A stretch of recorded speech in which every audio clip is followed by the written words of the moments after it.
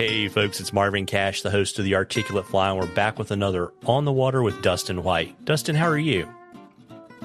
Marvin, I have a little bit of R&R happening right now down in the Golden Isles, so I'm feeling pretty darn good. How about you? Yeah, I'm just sitting here doing what I do. Been recording all day, but it's all good. But, you know, for folks that don't know, the Golden Isles are, you want to let them know, it's kind of like down and like off the coast of southeastern Georgia?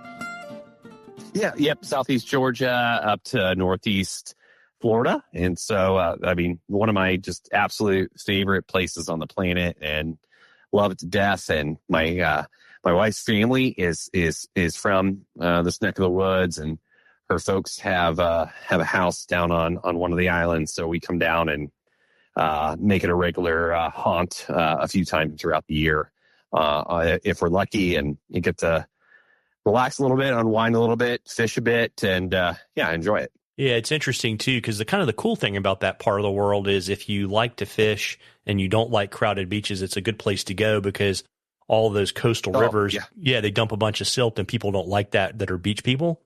Right. And so, like, you know, the Jekyll River kind of keeps Jekyll Island from being completely overrun with human beings.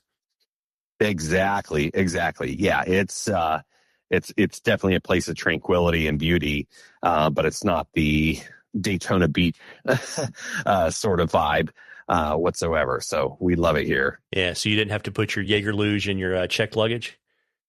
No. Definitely didn't have to do that. Not at all.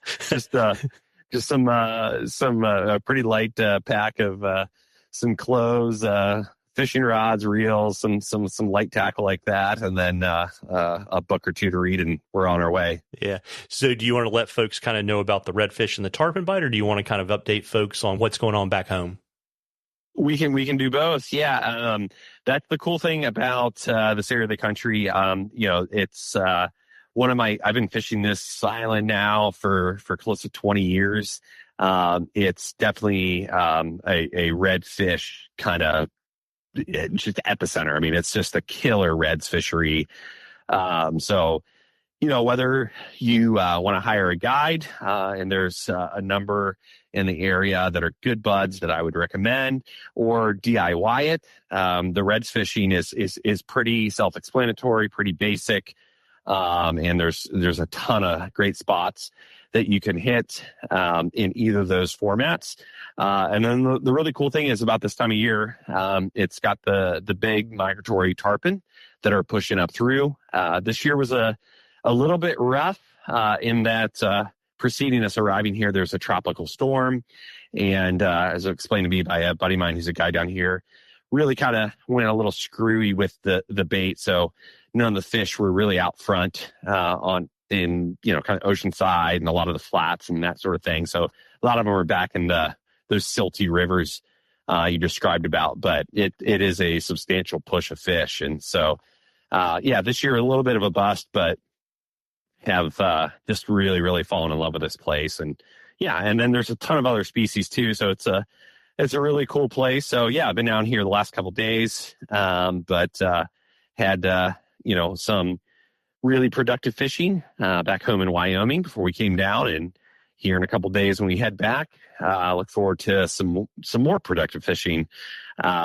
Primarily coming back, most of my trips coming back are going to be carping, but we did have and have had a bunch of productive trout fishing as well. Very cool. You were telling me that really the action has been kind of on the mile for the most part for the trout front, and that there's been a little bit of flux on the reef. Yeah. They've been raising and dropping our flows again on the reef. And so that's made things, day of can make things, especially on the bump when they raise it back up, can make things a little funky. Obviously on the drop, it might be a little funky at first, those first few hours, but can really actually supercharge those fish. But it seems that there's still some work to do on those valves on the dam. And so that's as we understand it, kind of what's led to those changes and fluctuations in the flows. But primarily reef has been still PMDs, Sallies, and with some caddis mixed in. Honestly, the the last week, I've been on the mile, caddis. Those fish are really, really keyed in on caddis right now, and in fairly sizable size. I'm fishing, size 12s and 14s. You can get by with maybe some smaller ones, but those fish are really, really keyed in on pretty large caddis right now. Lower sections and up in the canyon still had some stonefly productivity, but that certainly is going to be waning pretty rapidly. But still a ton of fish in the system, and not to let the cat out of the bag too much, but it's been a bit of a brown trout haven. This year's been a really exciting year. In the last probably 2.5 weeks, we've seen just a large number of large browns that have kind of pushed up from the reservoir into the river pretty early, considering that we're in July, and we've had a pretty big influx of browns in there. Well, that's pretty cool. And got a question for you from Chris, and this is kind of an interesting one for you. He's planning to come out to your neck of the woods in September, and he wants to find good locations where he can camp and that it's close to good wade fishing. Yeah, that's great. So the Gray Reef, on the reef itself, you'll find BLM camping around the Reds or Pete's Draw are two great areas on the reef.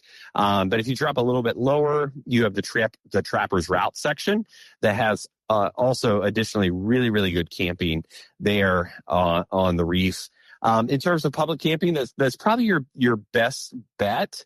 Although if you're able to, maybe set up kind of shop there, but maybe venture other places to wade fish. Lower as you get into town in Evansville, there's some really, really productive wade fishing opportunities there as well.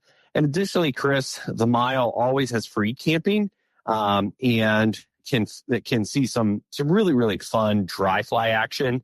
It's as we kind of mentioned a few moments ago, it's always kind of a roll and dice whether or not those browns are running into the mile, but the mile gives you free camping for up to 14 days per site.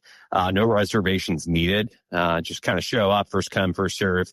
But most of the mile, well, it can be a little technical and can be higher gradient in the summer. By the time you hit the fall, they'll be at winter flows, and it's a pretty accessible wade fish there. So you got options on the reef, Trapper's Route section, but then additionally the mile is going to give you a lot of opportunities as well to both camp and wade fish. Well, there you go. And folks, we love questions on the articulate fly. You can email them to us or DM us on social media, whatever's easiest for you. And if we use your question, I will send you some articulate fly swag. We are drawing for a half a day of fishing with Dustin. And Dustin, as we always do, we want to pay homage to a local restaurant / watering hole. What do we have on tap this time?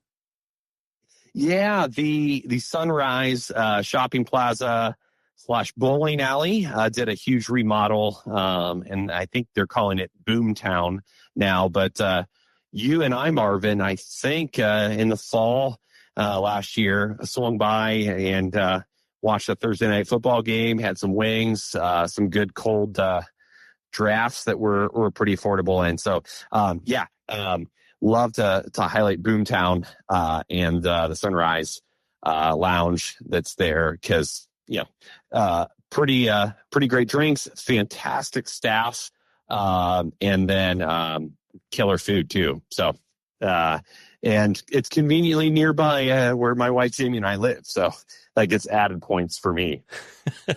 You only have to cross 4 lanes of traffic. Exactly. Yeah. The food there is great, and I'm a big fan of kind of rustic bars that have buckets of beer.